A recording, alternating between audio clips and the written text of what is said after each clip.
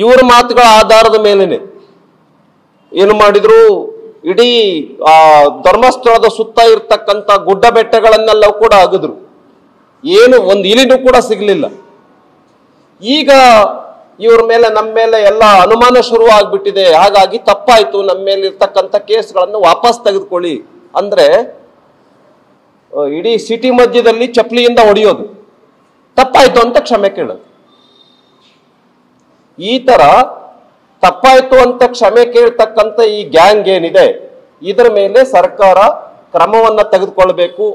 ಗಂಭೀರವಾಗಿ ಈ ಸರ್ಕಾರ ಈ ಒಂದು ಪ್ರಕರಣವನ್ನ ತೆಗೆದುಕೊಂಡು ಇವರ ಮೇಲೆ ಹೊಸ ಸೆಕ್ಷನ್ಗಳಲ್ಲಿ ಏನು ಕೇಸನ್ನ ದಾಖಲಿಸ್ಬೇಕು. ಇವ್ರ ಮೇಲೆ ಕೂಡಲೇ ಇವ್ರನ್ನ ಬಂಧಿಸ್ಬೇಕು. ಇಲ್ಲ ಅಂತ ಹೇಳಿದ್ರೆ ಸರ್ಕಾರದ ಮೇಲೆ ಅನುಮಾನ ಪ್ರಾರಂಭ ಆಗುತ್ತೆ, ಸರ್ಕಾರದ ಮೇಲೆ ಸಂಶಯ ಪ್ರಾರಂಭ ಆಗುತ್ತೆ ಅಂತೇಳಿ ಈ ಸಂದರ್ಭದಲ್ಲಿ ನಾನು ಹೇಳೋದಕ್ಕೆ ಬಯಸ್ತೇನೆ. ವಯನಾಡು ಬನ್ನಿ ಅಂತ ಪ್ರವಾಸೋದ್ಯಮ ಇಲಾಖೆ ಜಾಹೀರಾತು ಇದು ಬಹಳ ದೊಡ್ಡ ಮಟ್ಟದ ಚರ್ಚೆ ಕೂಡ ಕಾಣುತ್ತೆ. ನೋಡಿ, ಸರ್ಕಾರ ಒಂದಾದ ನಂತರ ಒಂದು ಹೊಸ ಪ್ರಕರಣಗಳನ್ನ ತೆಗಿತಾ ಇದೆ. ಈಗ ನೋಡಿ, ವಯನಾಡಿಗೆ ಬನ್ನಿ ಅಂತ ಹೇಳಿ ಈ ಸರ್ಕಾರ ಒಂದು ಜಾಹೀರಾತನ್ನ ಕೊಟ್ಟಿದೆ. ಅರ್ಥಾತ್ ಕೇರಳ ಸರ್ಕಾರಕ್ಕೆ ನೀವು ಲಾಭ ಮಾಡ್ಲಿಕ್ಕೆ ಹೊರಟಿದ್ಯಾ ಈ ಸರ್ಕಾರ?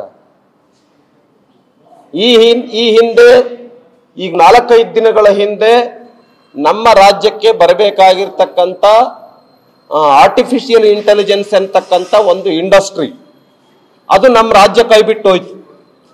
ಈಗ ನಮ್ಮ ರಾಜ್ಯದಲ್ಲಿ ಡೆವಲಪ್ ಆಗಬೇಕಾಗಿರ್ತಕ್ಕಂಥ, ನಮ್ಮ ರಾಜ್ಯದಲ್ಲಿ ಟೂರಿಸಂ ಅನ್ನ, ಪ್ರವಾಸೋದ್ಯಮವನ್ನ ಪ್ರಭಾವಿಯಾಗಿ ಮಾಡೋದನ್ನ ಬಿಟ್ಟು ವಯನಾಡಿಗೆ ಬನ್ನಿ, ಕೇರಳಕ್ಕೆ ಬನ್ನಿ, ಕ್ಯಾಲಿಕಟ್ಟಿಗೆ ಬನ್ನಿ ಅಂಥೇಳಿ ಜಾಹೀರಾತನ್ನ ಕೊಡ್ತಕ್ಕಂಥದ್ದು ಎಷ್ಟು ಸಮಂಜಸ?